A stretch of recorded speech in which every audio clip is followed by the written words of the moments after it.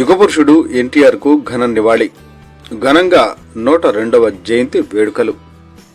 నంద్యాల జిల్లా బండి ఆత్మకూరు మండలంలోని స్థానిక బస్టాండ్లో టీడీపీ మండల కన్వీనర్ ముమ్మడి కృష్ణారెడ్డి ఆధ్వర్యంలో యుగపురుషుడు అన్న ఎన్టీఆర్ విగ్రహానికి పసుపు సైనికులు, అభిమానులు, నాయకులు, కార్యకర్తలు పెద్ద ఎత్తున పాల్గొని అన్న ఎన్టీఆర్ విగ్రహానికి పూలమాలలు వేసి ఘనంగా నివాళులు అర్పించారు. ఈ సందర్భంగా వారు మాట్లాడుతూ దేశ రాజకీయాలను ఎంతో ప్రభావితం చేసి తెలుగువారి గౌరవాన్ని దేశానికి చాటి చెప్పిన మహనీయుడు ఎన్టీఆర్ అన్నారు.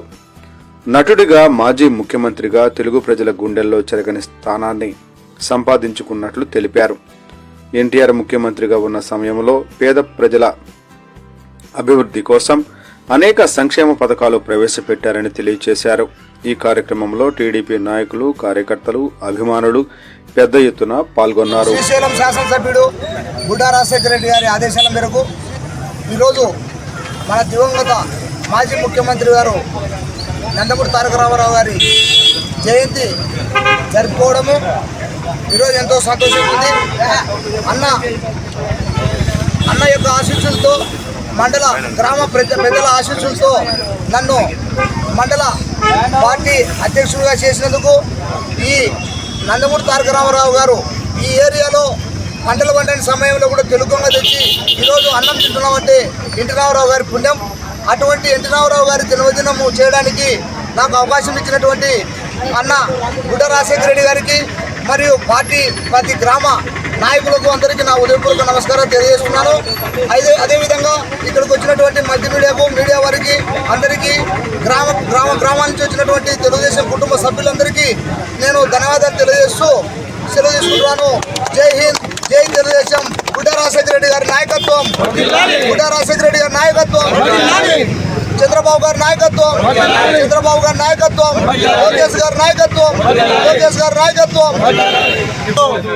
మన స్వర్గీయ మాజీ ముఖ్యమంత్రి, తెలుగుదేశం పార్టీ వ్యవస్థాపకులు, నందమూరి అందగాడు నందమూరి తారక రామారావు గారి 103వ జయంతి సందర్భంగా మన బండి ఆత్మకూరు బస్టాండ్ ఆవరణలో ఎన్టీఆర్ విగ్రహానికి పూలమాలను వేసి కేక్ కట్ చేసి మన మండల పార్టీ అధ్యక్షులు శ్రీ కృష్ణారెడ్డి గారి అన్న ఆధ్వర్యంలో చాలా ఘనంగా జరుపుకోవడం జరిగినది.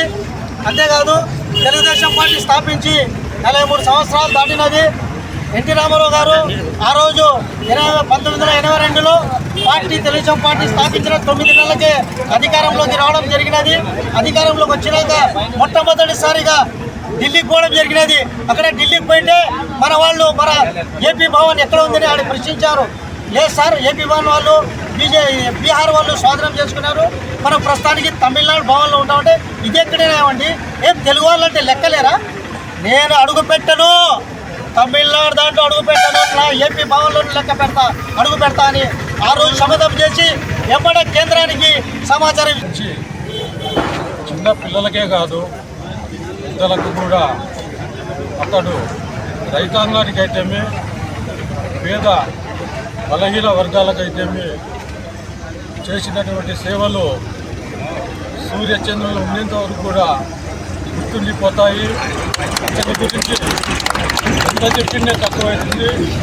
మరియు ఈరోజు పార్టీ అధికారులకి వచ్చిన ఉత్సాహంతో కార్యకర్తలైతేమి, నాయకులైతేమి చాలా ఉత్సాహంగా ప్రతి ఒక్కరికి కూడా గ్రామాలలో కూడా తెలుగుదేశం పార్టీ కార్యకర్తలకు ఎటువంటి ఇబ్బంది లేకుండా వారికి రావాల్సినటువంటి, అంటే నేను చెప్పేది గ్రూపులకు తాము ఇవ్వకుండా ప్రతి ఒక్కరికి కూడా ఈ లబ్ధి పథకాలు అయితే ఏమున్నాయో ప్రతి ఒక్క గ్రామస్థాయి నాయకులైతేమి, మండల స్థాయి నాయకులైతేమి కూడా వారి ఉన్నతి కూడా ఇచ్చేయాలని చెప్పేసి కోరుకుంటున్నాను.